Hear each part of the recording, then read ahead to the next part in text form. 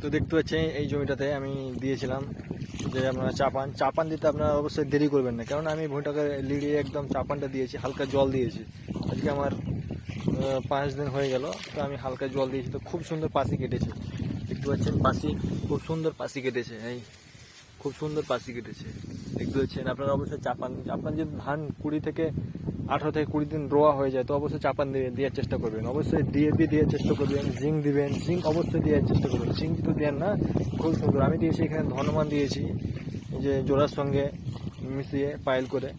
আর আমার কোনো মাঝিরা নেই, কিছু নয়, আমার কোনো মাঝিরা পোকা কিছু নেই। ধান খুব সুন্দর আছে, একদম চকচিকা, এই খুব সুন্দর দেখেছেন। পানি একদম পানি এবারে পচে গেছে, লাল হয়ে গেছে বরবিটা দেখেছেন ধানটা। অবশ্যই আপনারা যদি এখনই যদি আপনি না দেন, আপনি ভাবেন আমি দেবো, তো অবশ্যই এটা কাজ করবে না। কেন এখনই যে ধানের যে পাশি, এই পাশিটা কাটবে, এটা হচ্ছে মেন পাশি। এটাতে কি হয়, এটাতে একদম শীষ অবধি যায়। আর বাদ বাকি যে পাশিগুলো কাটবে এবারে, সেগুলো বেকার, সেগুলো পচে নষ্ট হয়ে যাবে।